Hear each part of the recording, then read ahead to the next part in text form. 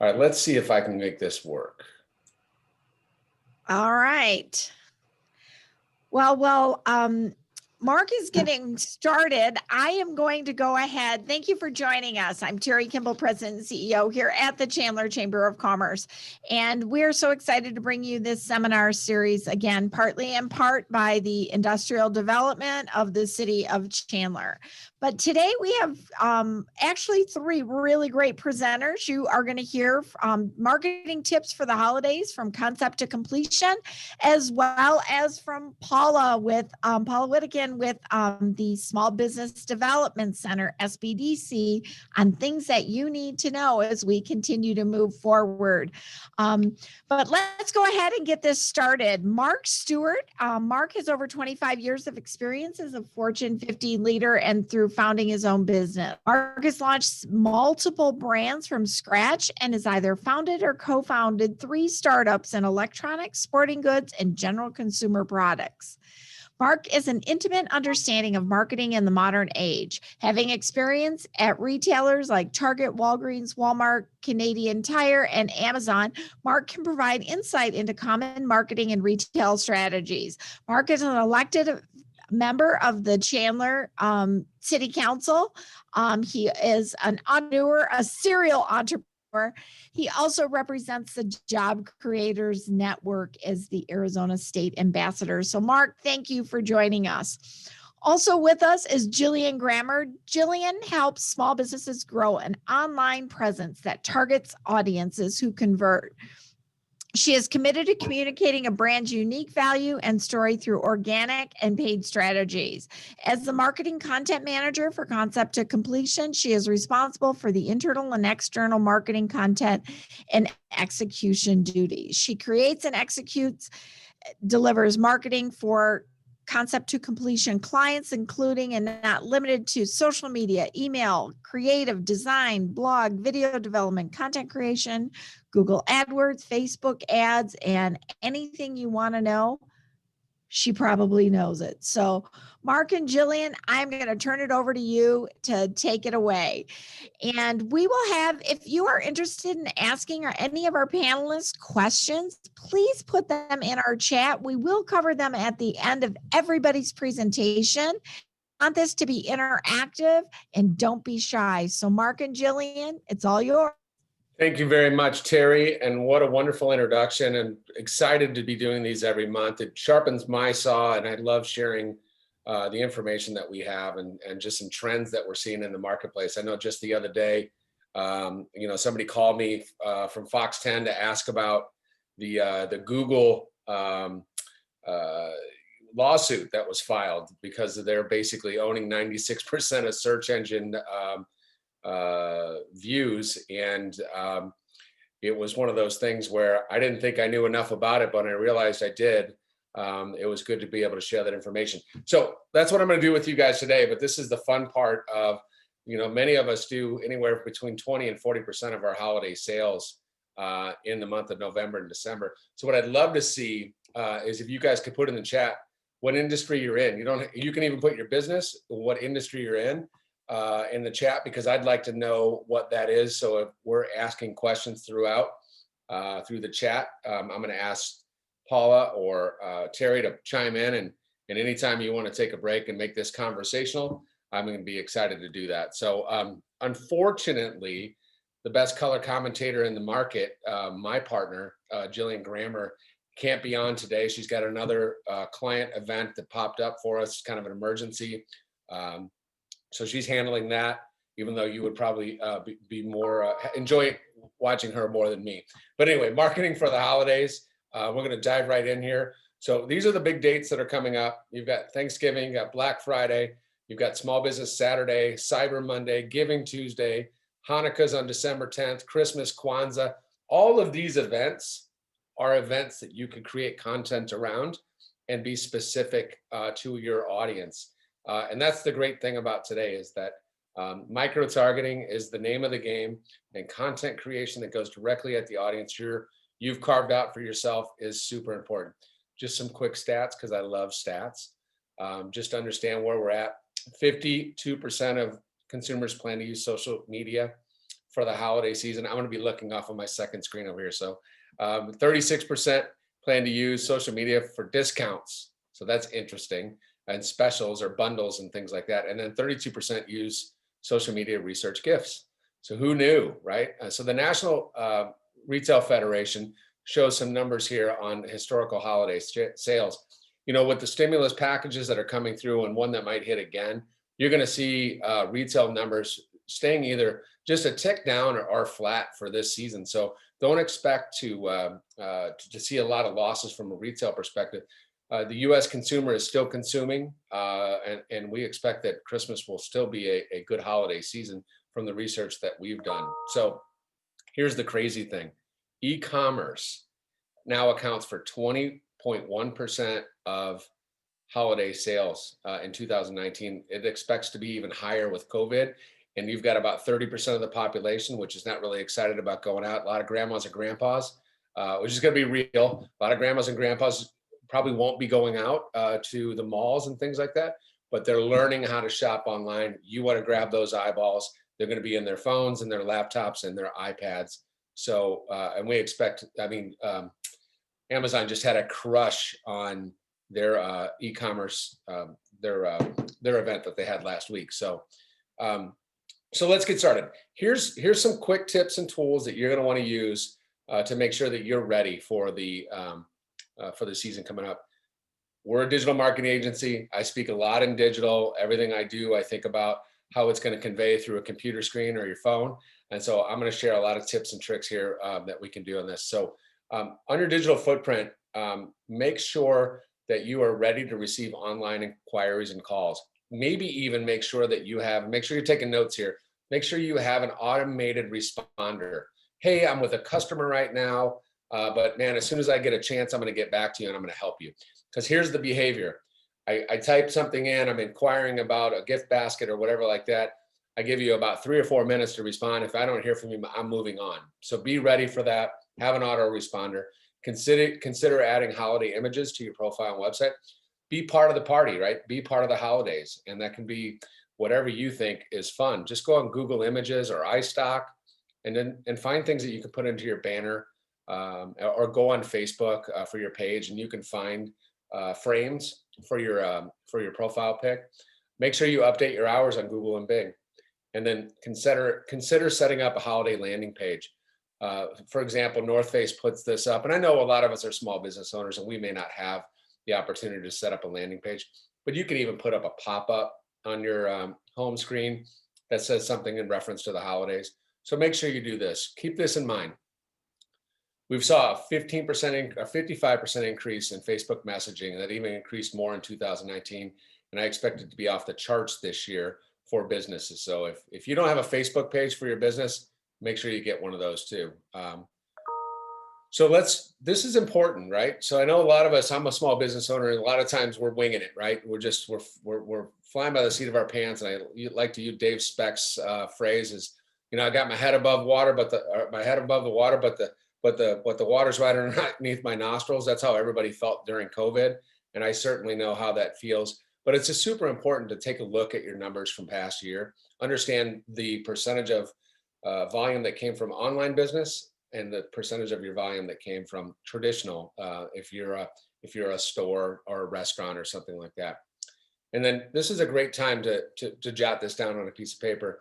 And while you're sitting watching the World Series or whatever it may be this week, write down what are your goals? What were your goals last year and what are they now? What were your actual results against those last year? And if you didn't have any, this is a perfect opportunity to get some. Find out what worked well last year and repeat it, but then enhance what you're doing online in order to capture more market share and to capture more eyeballs and to get more people to connect with your brand. Find out what your pain points were. If it is, I don't know how to create content, or, there's all kinds of tools out there like Canva that are really easy to use that you can create your own content to push things out. Here's the great thing. If you don't have a big following, or if you haven't put out a lot of good content yet, it's okay to put some things out and give some things a try because nobody's watching anyway. but over time, you're going to get better. I don't mean that in a bad way, but over time, you're going to get better at it, right? And you'll be able to kind of sort of self-serve your customers with content that they're looking for. And maybe this is the first, because there's going to be a Christmas next year, right? There's going to be a holiday season next year. So this might be your trial to get in there. So, and then what can you do from last year's numbers to improve the outcomes for this year, right? So put together a marketing strategy. And we talked about this earlier. This is one where you don't want to wing it. Get a piece of paper out and decide what your sales goals are for November through December 31st. Go back and look at the data from last year and try to top it. Maybe you want to be flat because of COVID and this has really affected your industry. Maybe you see a great opportunity for growth because people have been sitting on the sidelines and maybe there's some opportunity for you. So ask yourself, where will these sales come from? Can you convert more business online? Can you do gift cards through the mail? Can you do some things to get to the numbers that you need to be at? But write it down. What is it? What is the old saying? I'm going to mess it up. I always mess it up. A goal without a plan is just hoping. It's not going to work. You've got to get some numbers written down. Give yourself a goal, and it's okay if you don't hit them, but give yourself a goal to go after, and then figure out a plan to get there. We'll talk about how we map that out later. So ask yourself, who's your perfect customer? I was just talking with a client the other day, and we were talking about identifying who their most profitable and targeted customer is. And what they end up doing is they got so like sidetracked with some of this ancillary business that they were doing that wasn't as profitable as what their core competency is. And so we really started to craft their message to what they do that's really good. What do they make the most money at? Because now they can serve more people. The more profitable they are, then they can hire more people, and the list goes on and on. So, and then start thinking about what would be your perfect gift or place to spend time. Like, what is the perfect offering for that particular audience, that perfect customer that you're talking about, and craft a message or build a bundle or put together a great gift idea that targets that customer. Is that a newlyweds? Is that a youngster, right? Is that parents looking for gifts for their kids? There's a myriad of things that you can do there. And then understand how long you want to run those offers. Because here's my biggest recommendation when I talk to my clients is never, ever discount your brand unless you absolutely have to. A lot of people think the first thing they do is, they get out there in the marketplace, especially online, and they go, here's 20% off, or here's buy one, get one free. And they want to build in volume. And anybody that uses Groupon knows that when you're on that Groupon, you're always going to be looking for that discount. If you have good value, good brand, own your pricing, right? Just trust your pricing and drive that. And then if you want to bundle something together, then you can start to offer discounts, volume discounts and things like that. But try to stay away from discounting your brand and discounting your products unless that's a huge part of your model and you have a high-low pricing strategy. So here we go. Create messaging in your digital or traditional media content that reflects the information that we discussed, and tell the world about it. Be brave, get out there and talk about it. And remember that the best times to post on LinkedIn is on Mondays. Do not sell on LinkedIn, provide information on LinkedIn. Twitter, you can tweet because it's good for SEO. It's also a great way to tell people to share good ideas. You never know, you might get retweeted by Martha Stewart. Probably not, but you could. If you've got a really cool idea, always use images. Don't just write words. People just buzz right over them, but people love images, especially images with words in them. Tuesdays from 4 to 5 for Pinterest. Pinterest is huge if you're in crafts or if you're in some sort of, if you sell things to people. And then Wednesdays for Facebook between 10 a.m. and 11. This is just the best times. There's never a bad time to post. I post sometimes at 11 o'clock at night and it catches fire the next day. And I'm okay with that because I do it on my time. And then Jillian's really good about keeping these schedules. And then use a tool like Sprout, SharpSpring or Sprout or Hootsuite to basically schedule out your posts for the holiday season.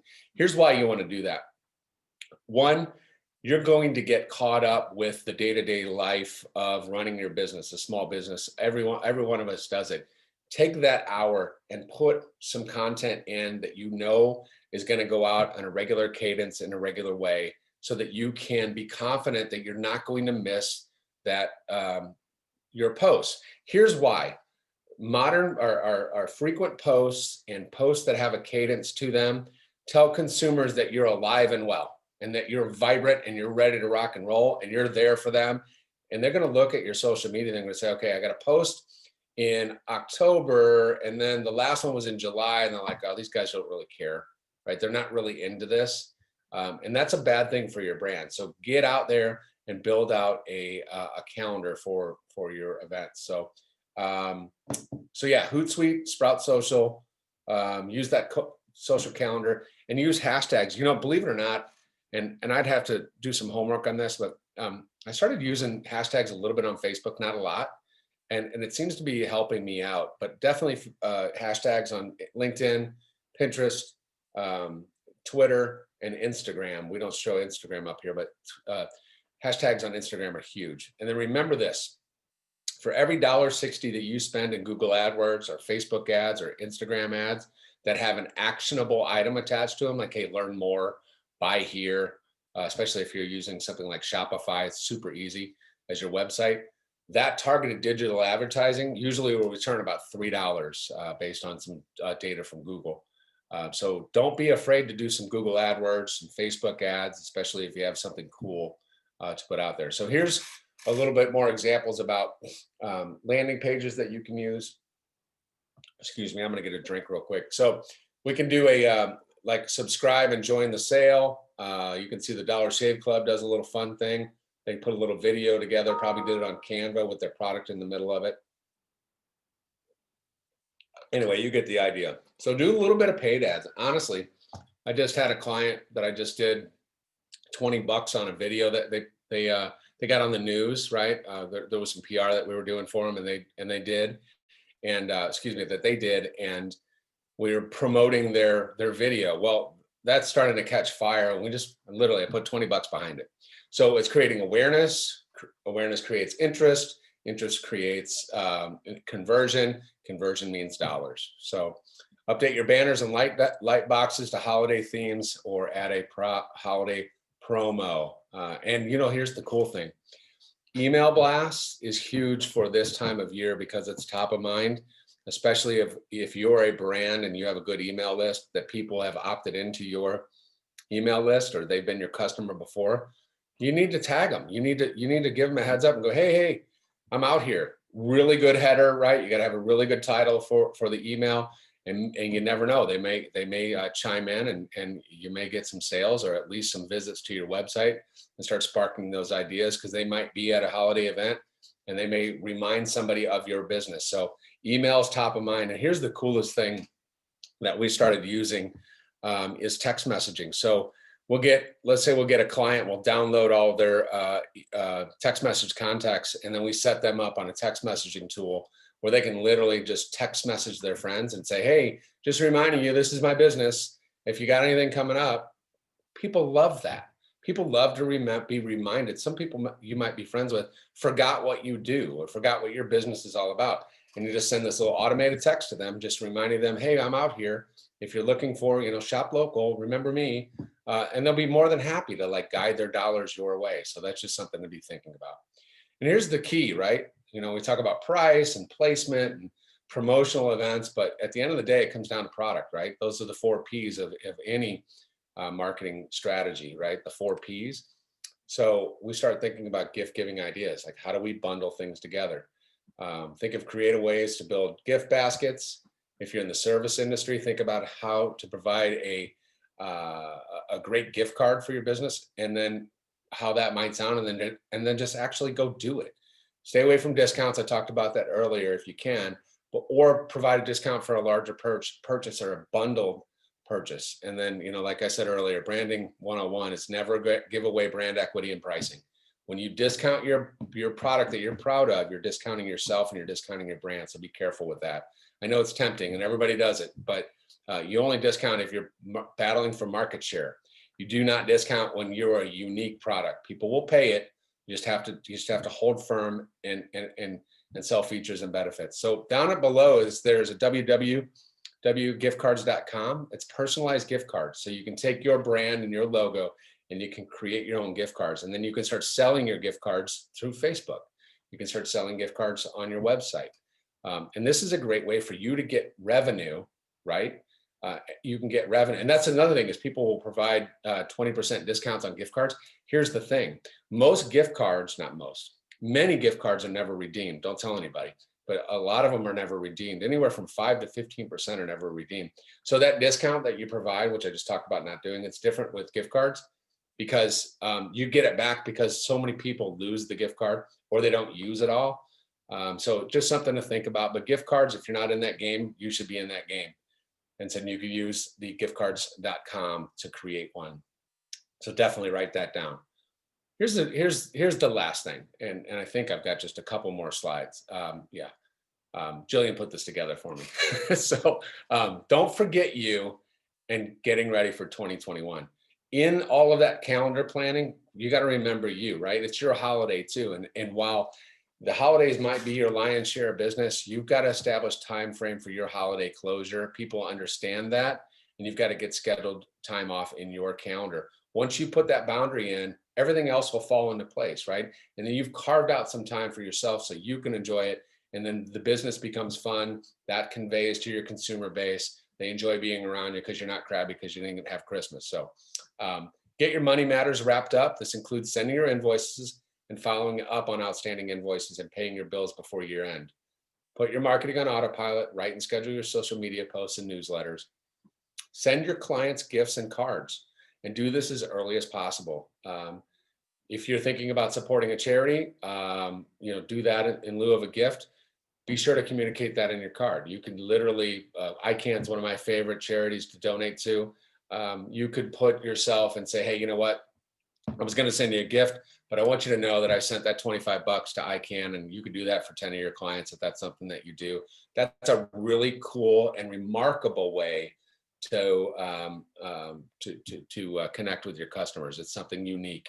And then set up your meetings in January with prospects. That way you can hit the ground running after the holidays if you're in sales or something like that. So just something to think about. Here's some content creation tools you want to write. Tools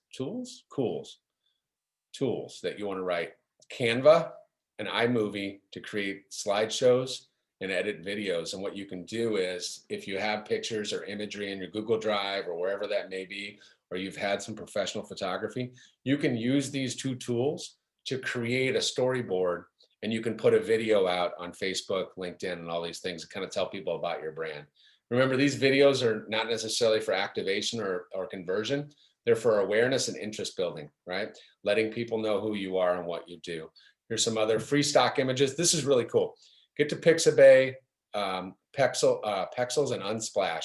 These are free stock images of things that might fit within your industry. And just type in your industry name, and there'll be a myriad of pictures that come up that you can use for free to build your brand and to create better content online. So I don't know where the chat is. Somebody is hopefully reading the chat, Paula or Terry, and can get some questions answered. How was that? 26 minutes. Love that. All right, Mark, we've got a lot of people from the healthcare industry on today's call, as well as family law. We've got a sign company, more healthcare. So what kind of tips would you give to somebody who's in the healthcare industry for marketing?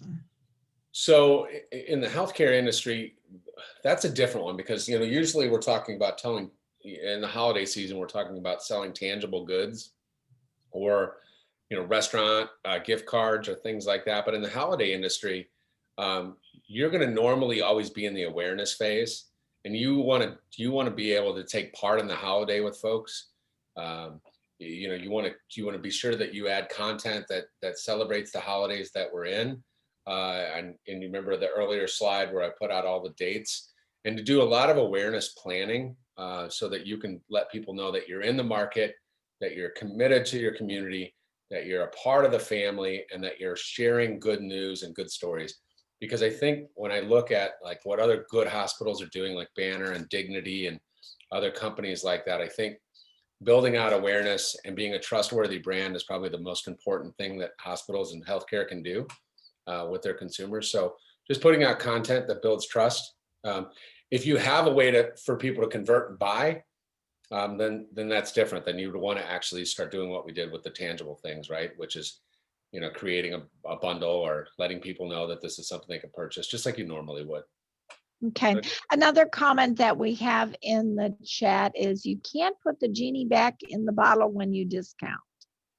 Comments on that? Oh, absolutely right. Once you do that, you've trained your clients that's how, not clients, you've trained your customers, current and future, that you are a discounted brand and that should always look for discounts. Does anybody shop at Kohl's? Raise your hand. I don't go to Kohl's without my 30% off coupon, because it just is, that's what they trained me to do, is to wait for that 30% off. 20% off, it's not good enough for me. So they've trained me to always get the discount. And there's other companies out there that do that. If that's your business model, just disregard what I said. If you're a high-low pricing strategy like that, but if you're not, don't come right out of the gate, because like you said, you can't put that genie back in the bottle. You've always discounted, you'll continue to discount. All right, great point. All right, we are having a challenge with marketing healthcare products and services on social media as it gets deleted. For example, we cannot use or market Botox. How do we get around that where our posts don't get flagged and deleted? Please advise. Did you say Facebook, Terry? Or did you say? I did not say Facebook. I just said that they were getting deleted. So in what your industry, what you're building is an aspirational brand, right? You should be sharing pictures that people say, okay, I like the way that person looks, or I like the way they feel. I love the confidence that they portray when they've used our product or services. Probably like you're probably in a skincare field or industry. You want to be able to continue to push out content that says, okay, look at that. I want to be part of that brand. And conversion will come over time. When you sell, so Facebook won't allow a lot of different industries to actually sell online, if you will, but you can still do awareness programs about your brand, and people will connect what you do because they're gonna look a little bit deeper into your business, especially if it's like if it's an aesthetics business.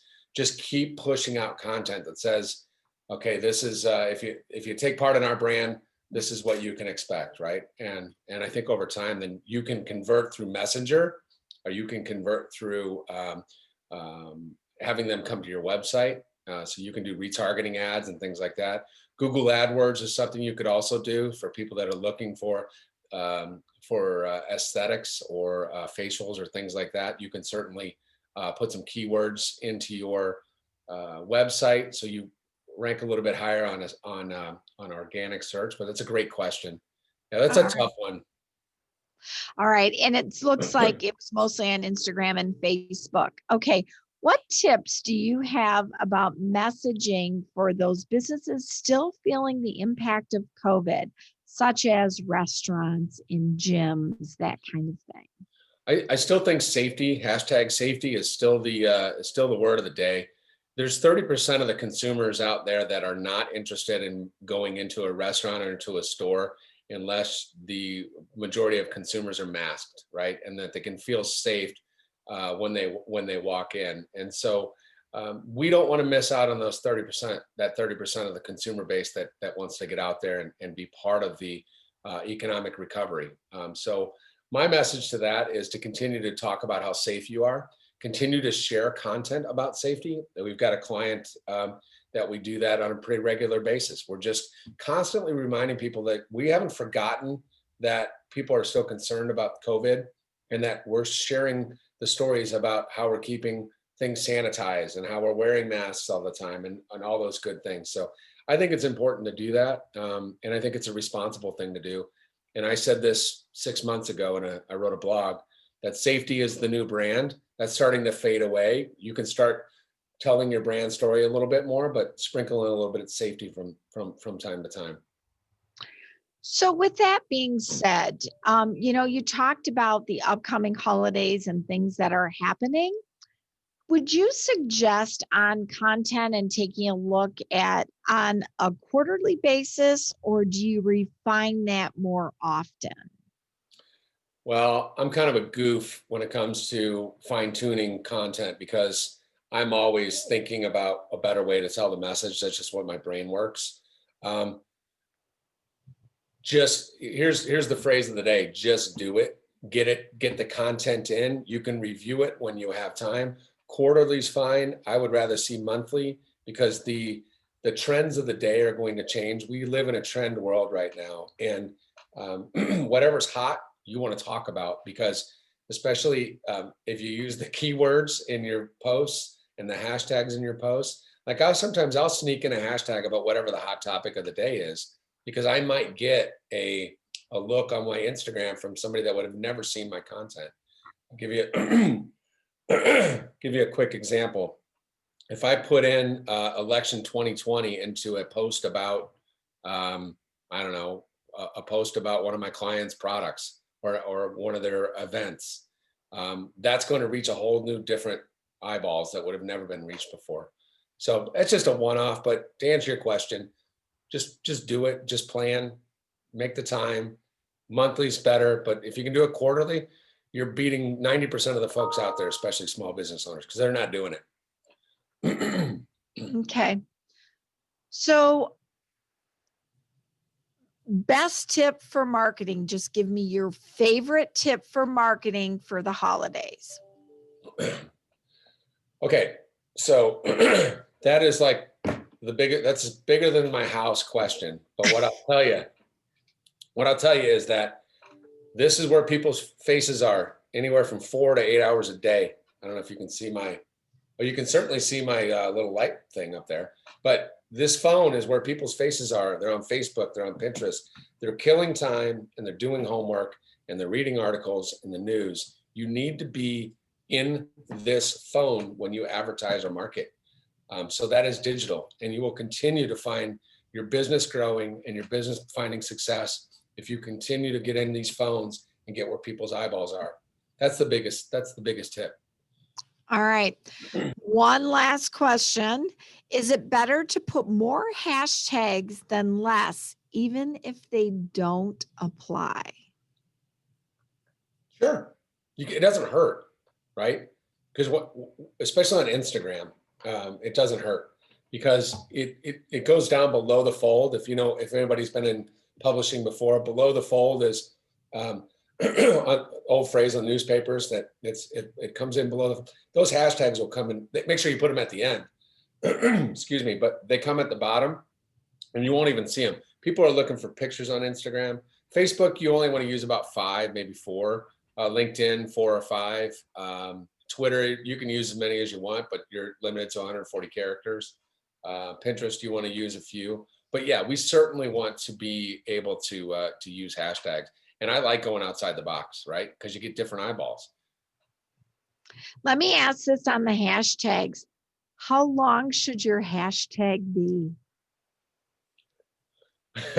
Well, for what we're trying to do in business, we don't want one of those hashtags, where people actually write a sentence out, like trying to be cute, like hashtag, I'm sitting in the pool today. You want to write, you know what I'm saying? You want to put hashtags that are targeted to your consumer, not necessarily targeted about you, right? It's the stuff they're interested in because people follow hashtags on their Instagram. I follow Chandler AZ. So if you're a Chandler AZ business, hashtag Chandler AZ is something you should be using on every single post. And there are tools out there like Tag Creator and hashtag, oh gosh, I can't think of it. This is why I need Jillian. She knows all this stuff. And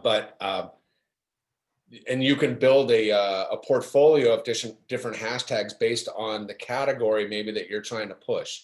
So if you are, I don't know, let me go back to the esthetician. If you are, you could build a hashtag of 20 hashtags for, I don't know, for Botox. You can use Botox in hashtags probably.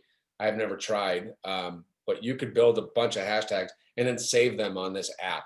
So then all you got to do is go into your phone, go to the app, copy those hashtags, and then drop them into the bottom of your Yep. post. Yep. And some of them come up then automatically the more you use them, like Chandler Chamber and so forth on those businesses. Somebody else wants to know, can you tell us a little bit more about how to start a gift card program? Yeah, absolutely. It's super easy. So the first thing you want to do is get your gift cards, right? The second thing you want to do is you want to build the ability for somebody to buy it. So if you sell online, you just add it as another product, right? It's another product that people can buy, especially if you use Shopify or Wix or something like that. WordPress is a little more challenging to add products. But you also want to, if you're a brick and mortar and you're not in gift cards right now, you need to be in gift cards. Get a sign up on your window, gift cards available. When somebody walks in, they buy, when they're coming in to buy products and they're at your cash register, you should have a little plexiglass stand right there and says, hey, great gift idea. How would your mom like this? Or how would your daughter like this? Or how would your grandma or grandpa, would they like a gift card to this location? You can use it online. You just explain how it works and you can sell. It's literally cash. You're taking cash before. It's the best thing ever. That's great. All right. Well, Mark, thank you so much. You always have a ton of information. I can't wait to see what you bring us next month. So I am going to ask you to take down your screen for a second. And I want you to stay on because I want to talk about, before we jump to Paula to give us an update, we have a brand new program that the Chandler Chamber in the city of Chandler has just launched. And it is the I Choose Chandler program. It's I Choose Chandler PPE Kit. And let me just show you a little bit and give you a quick update on what this program is all about.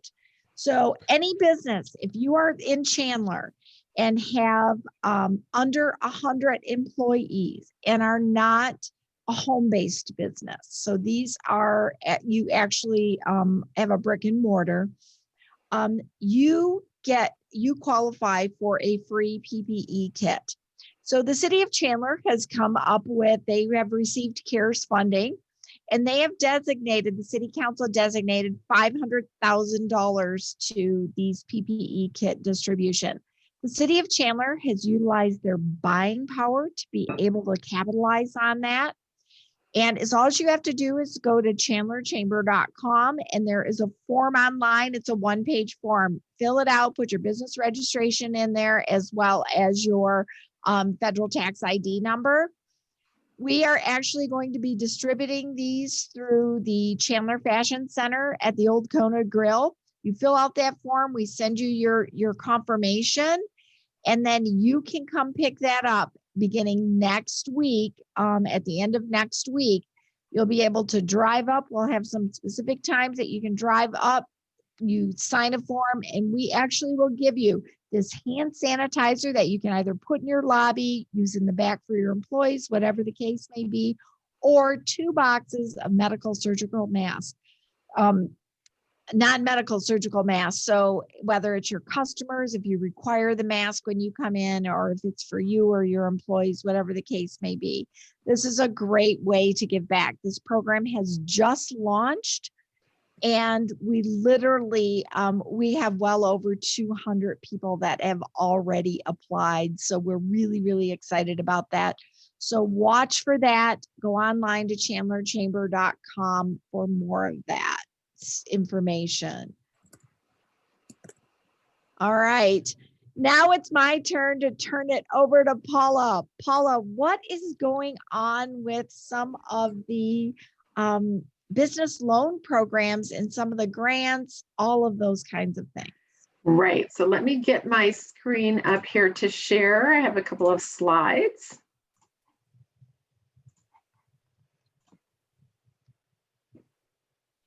All right, let's see. I am not seeing it on my screen here. So just one moment.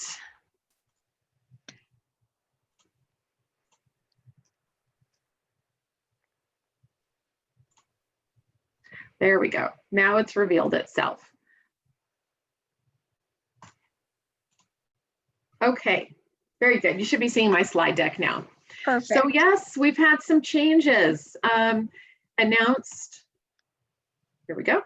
Announced last week. The SBA has now produced a simpler form. So if you received a PPP loan that's $50,000 or less, there is now a simplified forgiveness form and process that you can follow. So this is really good news if you receive some of those PPP funds. So basically you fill out that 3508S form. It really is just a one-page form. I have a quick little snapshot so you can see what that looks like. You'll fill that top form out, you'll certify it at the bottom, and you'll still submit it to your lender. And then the lender will take that application and put it through the SBA process for approval like they normally would. And then basically, you'll get a notification back from your lender when all is approved. And then you'll simply maintain those records according to the guidelines. And I believe that is about 6 years. So forgiveness is not necessarily automatic. Like I said, there is this process where you submit the form to the lender, and then it goes through the SBA. The SBA reviews, approves, they let the lender know, and then you'll hear from the lender when everything is finalized and approved from that standpoint. So it is pretty simple. Let me just give you a quick little screenshot view of what it looks like.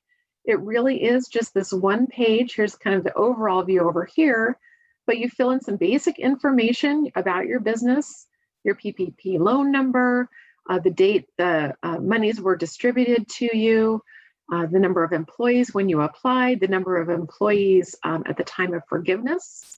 If you received one of those EIDL advance amounts, you do need to put that amount in there as well as your EIDL advance number.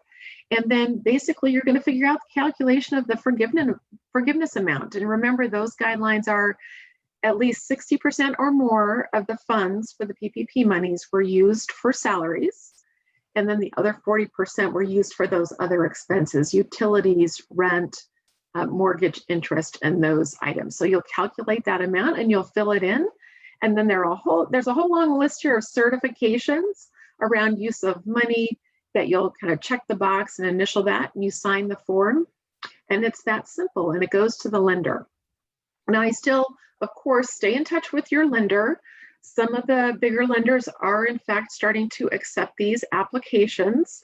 Maybe some of the smaller ones, some have online portals, some are doing this manually. Just stay in touch with your lender to make sure you understand the timelines and the process for that lender.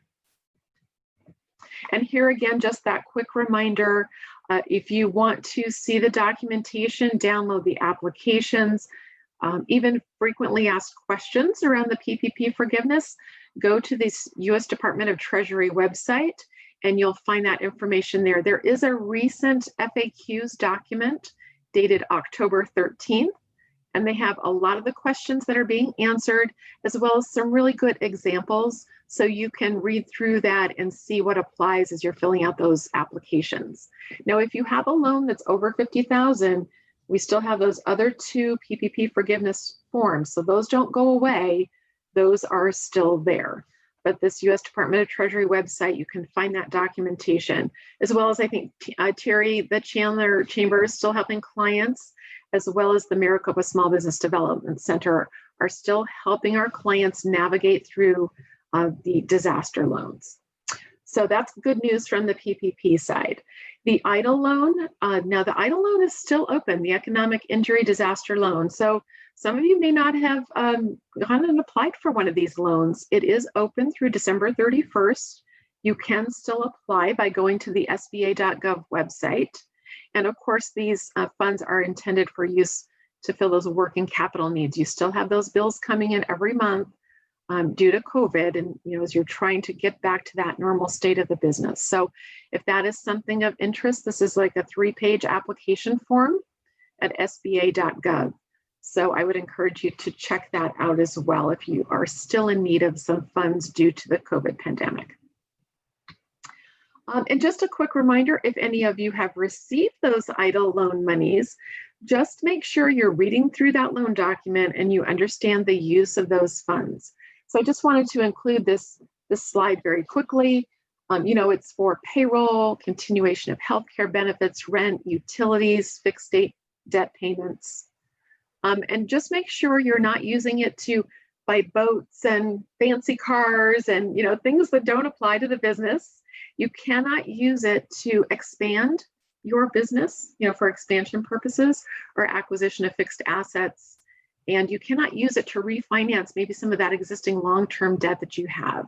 So just be aware what's in your loan document, and there's some other things listed here, but just make sure you're using those monies because it is subject to audit, and you want to make sure you're maintaining the records and using the monies properly. And if you have other questions, of course, the SBDC can help to give you some guidance in those areas. And there are still some gray areas around the use of funds, so just know that as well. And just switching over to SBDC services. So I am a business counselor and the CARES program supervisor at the SBDC. I've been here for 4 years working with small business clients. But if you're not familiar with the SBDC, we have a state network, but the state network is part of a national network of small business development centers. And we help small businesses at any phase. So we are actually seeing a lot of requests for pre-ventures. There are many people now starting businesses, and they're finding just this time as an opportunity to start that business they've always wanted to, or the COVID pandemic has exposed some new opportunities. So we help those pre-venture clients. If you're looking to start another business or you're new to starting business, we can help you there. If you've started up and you're trying to figure out how to scale that business, we work with clients in that phase, as well as those, larger small businesses that they're sustaining the business, they're looking how to grow still, and they still are in need of some coaching and some mentoring and just that objective kind of third party to talk through what's happening in their business, challenges in their business. So we help small businesses across that spectrum. And it is no fee counseling, and we are able to do this because we're funded by Maricopa Community Colleges here in Maricopa County, and then also by the SBA. And we do have our partnership with the Arizona Corporation Commission. And then I've just listed there on the screen some of the key areas, especially now that we're helping our clients with disaster loan assistance. Many of our clients now maybe have used up those disaster loan monies, and they are still in need for funding, just to sustain the business, but also they have plans to grow, or maybe they've had to pivot, and move things online, and that requires some additional funding. So we're working with our clients to get lender ready. And that really kind of means helping to review financials, really kind of scoping based on who you are as the business, what industry you're in, the amount of money that you need, the phase that you're in your business. We help to identify lenders that are a good match for you. I mean, oftentimes we find clients just show up at a bank and they really don't know what's in the loan portfolio, what's in that product portfolio of that bank. And maybe it's just not a good fit for them. So they might get declined. It's not that you can't get the monies, but maybe you've just gone to the wrong source for those monies. So we help our clients identify and provide referrals to those lenders that are a good fit for who they are, what industry they're in, and the amount of monies that they need and how they're going to use those funds. We also provide financial review and working with our clients to become more resilient. And this doesn't take the place, maybe you have an accountant or a bookkeeper, but it really is helping you as the business owner sit down and really understand how to use your balance sheet, your income statement, that cash flow, some of those basic, financial tools. Do you have them in your toolkit? Do you know how to use those? So we can kind of sit down with you and review with you on how to do that. And really just kind of take a look at what really is your position as you stand today. What are the strengths in the finances? What are some opportunities for improvement? And we have some tools to help you do that. And also tools that you can take and use with your accountant or your bookkeeper. Marketing strategy. I love it, Mark. You were talking about planning, but bigger picture for the entire business, it's important to plan. We're in fourth quarter right now. Have you started to plan for 2021? So we're working with our clients to really look at, and plan what's coming for next year. So that's very important. I think another area too is we're still finding many of our small businesses just feeling very overwhelmed by everything. And so when you're overwhelmed, it's difficult to really get focus. You know, where do I need to focus my efforts? So we can kind of sit down with you and really look at what are your goals for the business? Where are you going next year? And help you put a plan in place so that you can manage it in these kind of difficult times and bring some focus for you. And then you see there are other areas of expertise that we provide. We have a team of approximately 15 counselors and growing right now. And we're all generalists, but we have different areas of expertise. But we do have some experts in buying and selling businesses, exit strategies, putting in some succession plans. We have our experts in manufacturing, technology, and commercialization, as well as our export and international trade counselors. And of course, one area some businesses are looking at are opportunities for government contracting. The government is still, looking for those folks, and they still are buying. And so government contracting might be something that is a way for your business to grow. So we have experts in all of those areas and many more. So if you're interested in counseling, I've added a slide on tools, Terry. So very quickly, we have a couple of new tools actually. If you're interested, we talked about business planning. We now provide access to our clients, some free licenses to Live Plan. And if you're not familiar with Live Plan, it's a platform where you can create your business plan, the whole narrative portion, as well as financial forecasting. So we have this new Live Plan access for our clients that is available. And we have our Growth Wheel license. Growth Wheel is a tool, provides templates, some self-paced templates in all areas of business development. We also have access to ProfitSense, which is our financial benchmarking data tool, and also some market industry reports. So we have access to IBIS World, as well as the SBDC has a marketing research organization, and we can submit specific requests for marketing research to our SBDC.net group. So lots of free resources as a client of the SBDC. So if you're interested, if anything there piqued your interest, it's very easy to request counseling. You just go to maricopa-sbdc.com and fill in the very simple one-page form. That puts you into our system and you're assigned a lead counselor. And then we'll schedule an initial counseling session to sit down and talk about your business, what your challenges are, what your goals are, and lay out kind of a roadmap of how SBDC, our resources and expertise, can fill maybe some of those gaps to help your business grow as we head into 2021. So, and here's my contact information as well, again, as the link to request counseling. So thank you as always, Terry. Great. Thank you. And for all the attendees, we'll make sure that we get you the presentations for today. I know that we don't have too much time for any questions, but I do want to give you an update. In fact, while we were on this seminar today, I got the latest update on the Maricopa County grant. So if you are a small business located in Maricopa County and has suffered losses of over 25% from last year, there is an opportunity for you to apply for the grants through the Arizona Community Foundation. And I just got the latest updates, very specific for Chandler only. There have been 270 businesses that have applied for grant monies and that have been successful in their grant applications. And Maricopa County has given out $1,554,240 to Chandler business. That the city of Chandler's CARES Act money, $5 million out. They've given out, I think, just under 4 million, I believe. I'm not sure. But they've given out just at least dollars, but I have the latest update on that. So next week, we are going to be showing you how to apply for those programs. There is money. You have to apply, kind of helping you through that. And just as Paula said, there's still loan monies available. So if you are still, if you're PPP money out and you need assistance, this is a great way. So again, thank you for joining us. Paula, you're always a fountain of knowledge. Mark Stewart, Concept to Completion.